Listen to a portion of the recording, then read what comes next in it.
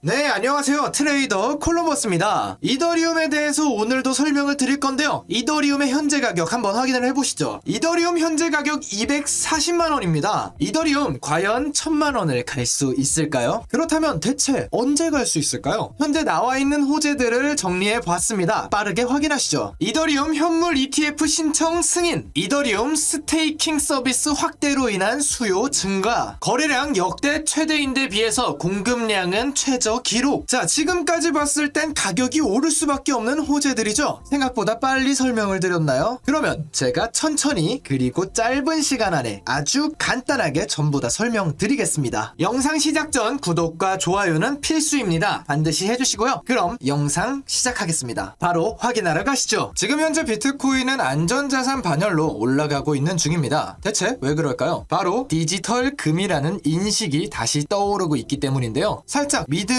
안 가시나요? 나스닥 수치와 코스닥 수치 두 개 다 전부 다 하락하고 있죠. 증시 자체가 전부 다 하락 중이라는 말입니다. 그리고 전 세계적으로 경제에 대한 위협을 받고 있습니다. 독일은 경제 침체 경고 등이 나오고 있고요. 중동 쪽 국가들은 전부 다 전쟁을 통해서 경제에 대한 위협을 받고 있죠. 중국은 말할 것도 없습니다. 지속적으로 부동산 시장이 하락하면서 중국 부동산 최대 기업인 비구이 위안마저 지금 달러의 채권을 첫 디폴트 선언했다고 합니다. 그럼에도 불구하고 비트코인은 추가적인 상승을 이어가면서 지금 또한 상승세를 유지 중에 있습니다. 마치 예전 사람들이 경제 위기가 올 때마다 금을 사던 것처럼 비트코인을 사고 있습니다. 지금 현재 비트코인은 디지털 금이 돼가고 있다는 걸 확인할 수가 있죠. 보시는 것처럼 우리나라도 국내 증시 거래량보다 코인의 거래량이 높아지고 있습니다. 그만큼 비트코인은 안전자산이라는 인식이 생겨나가고 있다는 겁니다. 자연스럽게 현재 가격보다 더 높은 가격으로 뛰어 올라가는 건 당연한 순서일 겁니다. 그렇다면 우리가 알고 있는 이더리움에는 더 큰 호재로 작용을 하겠죠. 대체 왜 그럴까요? 이더리움은 애초에 코인 시장에서 안전자산으로서의 역할을 하고 있었습니다. 바로 스테이킹이라는 시스템을 활용했기 때문이죠. 스테이킹이란 적금과 동일하게 생각하시면 됩니다. 발행된 가상자산을 동결하고 보안 검증에 기여하면서 수익을 가져갈 수 있는 그런 행동인데요. 글로벌 대표 가상자산인 이더리움은 이렇게 스테이킹이 된 자산의 전 세계 공급량의 20%를 차지할 정도로 활성화되어 있습니다. 하지만 생각보다 일반인들은 이 기술을 좋게 생각하지 않고 있어서 여전히 스테이킹에 대한 참여도는 낮은 편이죠. 국내에서는 말할 것도 없습니다. 대형 거래소들이 개인을 대상으로 스테이킹 서비스를 제공하고는 있지만 아직까지 국내 법인 전용 서비스가 존재하지 않기 때문에 더 기피하는 성향이 있죠. 하지만 최근 인피니트 블록에서 커스터디 기반 이더리움 스테이킹을 오픈하면서 다양한 스테이킹 자산들이 출시돼가고 있습니다. 세계는 스테이킹에 눈을 돌리고 있습니다. 현재 보시는 것처럼 10월 27일 스테이킹 비율은 사상 최고치를 기록했다고 합니다. 이로 인해 사람들은 이더리움을 더 찾게 될 겁니다. 말 그대로 수요가 늘어난다는 말이죠. 수요는 늘어나고 있는데 그런데 문제는 바로 여기에 있습니다. 생각보다 이더리움의 공급이 많지 않다는 겁니다. 우리가 비트코인 반감기가 찾아오면 왜 가격이 오른다고 하나요? 바로 공급이 수요를 따라오지 못하고 가격이 올라갈 거라고 생각하기 때문입니다. 네, 맞습니다. 모든 시장은 수요와 공급으로 가격이 측정되고 있습니다. 그런데 비트코인의 반감기와 같이 이더리움이 지금 그런 시기가 되었다는 겁니다. 수요가 이전에 비해서 크게 는 반면 공급은 따라오지 못하고 있죠. 지금은 큰 변화가 없는 것 같이 느껴지지만 만약에 이 행위가 지속이 된다면 분명 이더리움의 가격은 크게 올라갈 겁니다. 마치 비트코인의 반감기가 온 것처럼 말이죠. 앞으로 국내 시장에도 그리고 세계 시장에도 스테이킹 서비스는 늘어날 것입니다. 일반인들도 결국 스테이킹 서비스를 맛보게 될 거고 수요는 계속 늘어나게 될 겁니다. 이 때문에 많은 해외 투자 분석가들은 이더리움의 가격이 지금보다 10배는 오를 거라고 말을 하고 있죠. 지금 비트코인을 견제할 만한 코인이 이더리움으로 대두되는 이유 바로 이런 데에 있는 겁니다. 그런데 이것만 가지고 진짜로 10배에 도달하는 건 사실상 불가능합니다. 그럼 뭐가 더 있을까요? 바로 더 큰 수요가 필요하겠죠. 앞으로 비트코인 ETF가 얼마 남지 않았다는 거 여러분들은 다양한 매체를 통해서 이미 확인을 하셨을 겁니다. 그런데 최근에 그레이스케일에서 이더리움 ETF를 신청했다는 정보가 나왔습니다. 이건 엄청난 호재로 생각할 수밖에 없죠. 아니 10월 2일날 선물 ETF가 발표가 됐을 때 별로 오르지도 않았고 선물이라고 다르겠어 라고 생각하신다면 투자를 다시 공부하시는 게 좋겠습니다. 원래 모든 자산의 선물 ETF가 현물 시장의 수요에는 영향을 주진 않습니다. 비트코인도 동일했죠. 선물 ETF의 기대감으로만 상승을 했지만 출시 직후에는 호재 소멸이라는 이유로